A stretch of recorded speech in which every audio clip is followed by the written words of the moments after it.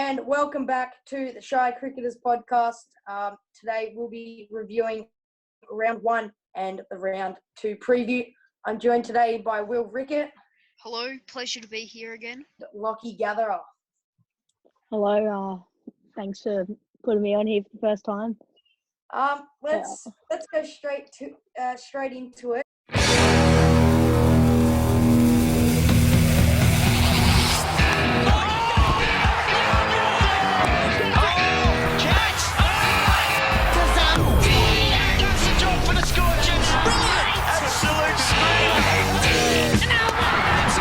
That's what I do. Slashably onto the road. The West is best.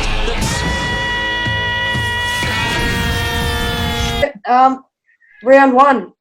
Let's just hear your thoughts on it all together. It was a very interesting round.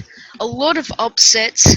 Some amazing batting and some bowling out of nowhere from Bo Webster especially. What are your thoughts? Lochie? Yeah, it was a good round. A few upsets in there. I wasn't sure on how the Renegades got that win there, but yeah, I thought Bo Webster played well for that round. He deserved man of the match in that game. Yeah, I agree. I think it was really interesting on my behalf. I think last year we had 200 plus games with runs sort of thing, and this round we got a top score of 186. So it was really interesting, especially those first 2 games where it was only about 120-ish, and they were really close games. So I think it was really interesting. Like you two said, I think Bo Webster had a really good game. Shocked me for sure. And all the people who had him in their fantasy teams would have been jumping for joy. We already really covered that game in the last podcast. So that was definitely an interesting game, that one with the Strikers and Hurricanes, very low scoring. Very low scoring that game. We move on to Renegades versus Heat. How did your prediction go there? Who'd you pick? I predicted the Renegades actually. Yeah, I did too. And actually, no, I think I went with Heat. Oh yeah, you did, yeah. And I think Melbourne Renegades really had a top order collapse. Josh Inglis, 51 off 35, was vital there. Livingston 1, Renshaw 2, and Glenn Maxwell 2 all failed. If those 3 put on another 20 runs, they would have been home and hoses and another upset. Ben Stokes was good. He took 3 for 25 and 26 with the bat. So I think it was a pretty good game. Lochie, your thoughts on it? It was a good game overall. I was expecting Liam Livingston and Glenn Maxwell to really just have a good day out with the bat, but that didn't really happen. I was impressed with Josh Inglis and Ben Stokes with the ball. That was pretty good. Yeah, I think their top order definitely failed. 126 again, played 128 with a ball to spare. Moving on, Melbourne Stars versus Perth Scorchers. They play again this week as well. But let's just have a look at the first round. Your thoughts on the game, boys? I thought Aidan Markham for the Perth Scorchers really stood out in that game. I was expecting a bit more from Labuschagne with the bat. I mean, their top 3 did well. I mean, Joe Root probably should have got a bit more, but 168 for a total is pretty good. And I don't know. I think Minus did pretty well, 15 off 19. Considering the first wicket didn't fall to the 9th over, I think, they were doing pretty. They had 5 overs to go and they were 3 for 120. So this was more of the high-scoring games. We knew that Joe Root probably wasn't going to have a great game. I think he's been dropped out this week for another player, which is good to see. Minus did well on debut. He's been through a form slump lately. But still good with the bat there. Travis Head was good. And Aiden Markram and Alex Hales consistent as always. Dale staying with the ball. He recovered, which was good to see from last season. Melbourne Stars Finch went bang at the top with Harper. Kawaja wasn't great either. Hughes, your man Hughes, Will Rickert did all right. And then Harris Hale and O'Brien, along with Abbott, got the job done there. And then with the ball, there wasn't much there. Richardson Bolt finished it out for the Melbourne Stars. Rickert, what was your thoughts on it? Yeah, it was just super consistent batting from almost every Stars player. Stuff you really need to chase down a big total like that. Yeah, I think I agree with you there. They were definitely consistent. Another good game, high scoring. So good to see the Stars get the upset there, which was interesting to see. Considering me and you last podcast said that this year would be a bit of a rebuilding year for them. So it was good to see them get the win there. And then finally, the Thunder versus the Sixers. What an upset.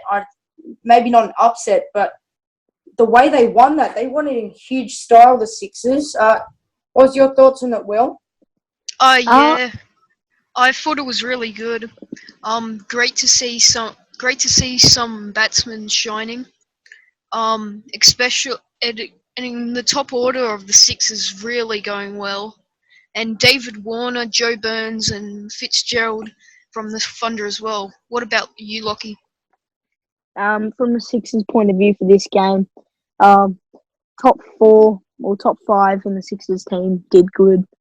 Yeah, that was good. And then the Thunder put on a big total with their top 4 doing well. I was a bit disappointed in Hilton Cartwright with his runs. Thought he would have put a bit more on. But Sam Cohen was a bit expected with the ball. Surprised Dorsch didn't get a wicket. Yeah, overall good game. Yeah, I agree. I think both teams' top 4s was good there. Philip Larkin went well with the top. He's back in form, which is good to see. Last 2 years, he hasn't been as great, but he's dropped out of the Australian team, which he was in last year. And it's good to see him get 30 there, and then the next day played a Sheffield Shield match and got a century there. It's good to see him back in form. It'll be interesting to see how he goes. Surprisingly, Smith did pretty well, 43. Yeah, I didn't see that coming. He had a pretty bad World Cup and Test series last year. Yeah, I have to agree with you. But what really let down the Thunder was just the economy from the bowlers. Coulter, Nile, Berendorf, Zampa, and Lyon all going above 10. Fitzgerald and Sam's just scraped underneath. Yeah, it was a real issue. I think Smith and Larkin had a 20-ball run and ball difference there. And then Jack Edwards, 40 off 21. Your man, Jordan Silky, 21 off 10. So that top 5, they just couldn't stop. Coulter was poor, especially Berendorf as well, who's been dropped out of the next game. So that pretty much wraps up round 1. Let's just have a quick look at the table there. So after 1 round, the Sixers take first spot with 8 points, followed by followed by Adelaide, I believe. Yeah, Adelaide and Stars equal second place, including net run rate. Then the Brisbane Heat. It's a top 5 final series this year, which is interesting. So we can't really have a look at who that top 5 is, considering 4 teams have 0 points, 4 teams have 8. But hopefully by the end of the next round, when we do our next podcast, it'll be interesting to see how that ladder shapes up then. Imagine if the Thunder lose another one. Imagine how good that would be, how interesting that would make the competition. All right, moving on to the round 2 preview. Will, why don't you start us off with Scorchers versus the Strikers? I'm gonna say Adelaide here, just because they're equal second on the table, and I mean, Perth Scorchers lost their game, so I'm just saying Adelaide's going to win. Your thoughts? Yeah, I've gone with Perth. I don't know whether Adelaide won last week. I think they did. They beat Hurricanes in that close match. I really think the Scorchers will bounce back from last week. I just think they were a bit slow from the get-go. Hales wasn't really used to going too slow like that, and then they didn't really recover after that. I think this week they're going to be a bit better there. Scorchers, I rate them very highly. I think they could win the tournament, and they were definitely a threat last year as well. Lochie, your prediction? Oh, I've gone with Perth here. I think they just got a better team on paper. They just looked good. I think it was just a bit hard for a couple of their batters to really put the foot down and have it go a bit quicker. Yeah. If we move over to Adelaide real quickly, I think they had a really good game last week. I think their top order's really rated. Fraser McGurk, Phil Salt, once he gets going, can be amazing. So that top two could put on 60 each week, followed by Carey, Ferguson, Webster, and Wells. So I think they have the depth. I think it'll be a great game, but overall, I think Perth will get it done. That game is the 5th game of the tournament, playing tomorrow, Saturday the 4th of April, or today if you're watching on Saturday, at 10:30 a.m. Follow that via the link in our description, ball by ball. Just quickly, the ins and outs of that first game, Scorchers versus Strikers. The lineups are on your screen now. A few ins and outs. Joe Root gets dropped for the Scorchers for Ashton Turner, which will be interesting. Another spinning option there. Chris Tremaine comes in for Chris Green. They decided to drop their main spinner. Their second spinner, Ravi Ashwin, the lone spinner, with Ashton Turner and Lava Shane as backups. The Strikers only one ins and outs. Jack Presswidge comes in for Chris Jordan, who bowled 2 overs done for 19 last week. So a few ins and outs, not too big, but could make a few differences. Second game, Hobart versus Sydney. Let's hear your prediction on that, Lochie. Billy Stanlake in for Ashton Agar. Yeah, that's only one change there. It's a good change. It'll make the game interesting. Yeah. Sydney Sixers unchanged. Yeah. No, Sixers are unchanged there. They've kept their strong lineup. Yeah, after the back of their 3-over win last week. I think it's a pretty easy prediction for this week. I wouldn't say easy, though. I think Hobart definitely have a good team. I'm not sure they're premiership contenders this year. I think it's safe to say they're going through a rebuild this year. But they're definitely a chance at the top 5. But we said Melbourne Renegades and Melbourne Stars are having a rebuild, but they actually won both the games last year. So I wouldn't write either of them off. But what do you think the easy prediction is here, Will? Has to be Sixers. With such a great game against the Thunder. A strong team Thunder is too. And Hobart, I'm pretty sure, lost their previous game. It just has to be the Sixers. My predictions are Sixers again there as well. I think it will be great. I'm really looking forward to see how Nick Larkin goes this week again with Jordan Silk, Philippi, and Smith at the top of the order. We've got such a strong top order. I just think the bowlers need to back them up a bit more. So that'll be the second game tomorrow if rain stays out of the way. That's at 2 p.m. tomorrow. That's the 6th game of the tournament. Moving on to Sunday, you'll see a few more doubleheaders. This is another doubleheader along with Monday. So 2 games every day up until Monday. So it'll be interesting to see how that goes. Thunder vs Strikers, Game 7, Sunday the 5th of April at 10 a.m. What are your thoughts on it, Will? I'm saying that Adelaide are going to win this one.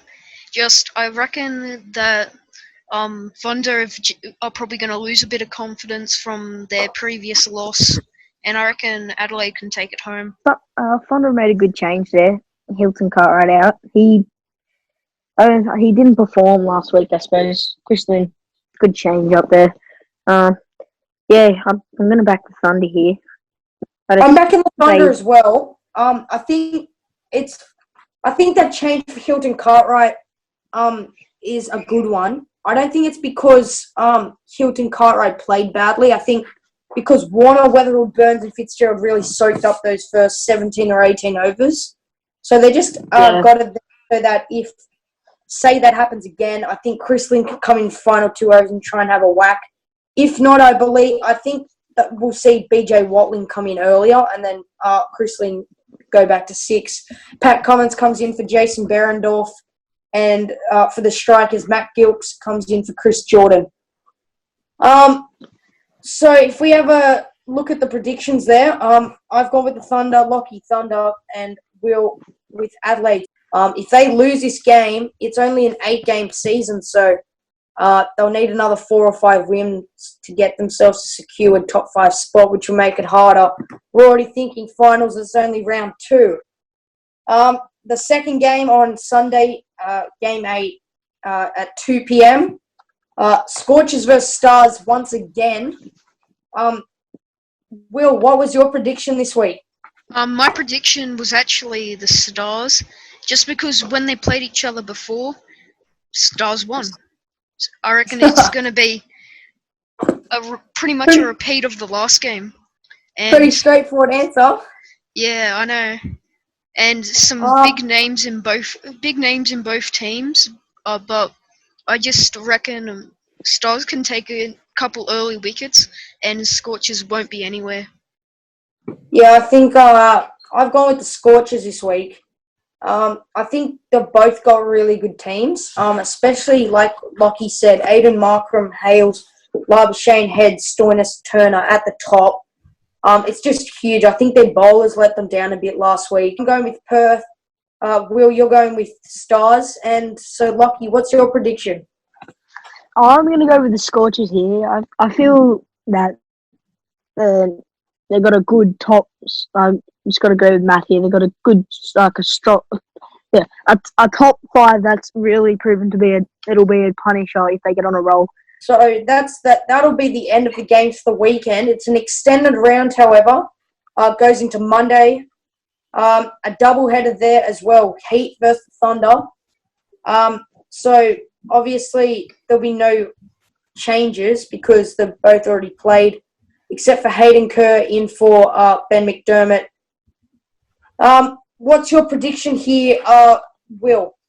My prediction is Thunder, just because they have such a strong lineup. What's your prediction, Lochie? My prediction is that the Heat will win this one. They've got a strong lineup. Yeah, I mean, I'm expecting a big game from the top 4. I mean, AB, he's just outstanding. Tom Banton, I think he could have gone a bit quicker last game. I'm expecting a bigger one from him this week. And yeah, I'm going to go with the Heat this round.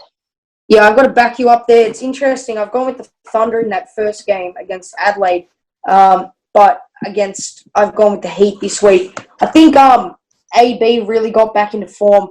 I mean, he's known as a really good batsman. Last year he had a really poor season with the bat. I think Tom Banton at the top would be great. Caleb Jewell didn't get anything last week, so it's interesting to see him still in there. But he's definitely showing promise. He played his CAXI game today and got 28 there. Enriquez, De Villiers, Brian. Brian was their saviour last week. It's always good to count on. And then the only change there is Hayden Kerr in for Ben McDermott. I don't know what that change is brought in for, but that'll be interesting. So that's Monday. That's the 9th game, Monday the 6th of April at 12 p.m. Once again, you can catch all these games on the link in the description. To our final game, it'll be the Melbourne Derby, the Stars versus the Renegades, and 2 teams that we thought were no chance at the finals, both coming off big wins, and the Stars could possibly have 2 by the time this game rolls around. What's your prediction on this, Lochie? I'm going to go with the Stars this week. I reckon they're just their top order with that change. Cam Green coming in for Usman Khawaja. Fine. Yeah. Because Cam I think- Green's an all-rounder, so that's a bit another bowling. Yeah, Uzi Finching, hope he can get off to another start. Yeah, Uzi really let them down last week. I think they've got a really strong team. Like I said, they're both coming off the back of wins. But to me, I think the Renegades are a real chance at the final. Stars, I've just got to say, they're in a rebuilding year with the Hobart Hurricanes. I can just see them coming 8th and 7th. But hopefully they can prove me wrong, because I have gone with the Renegades this week. But I'm hoping the Stars will get the job done, just for a bit of a shake-up, to be honest. So that'll be interesting.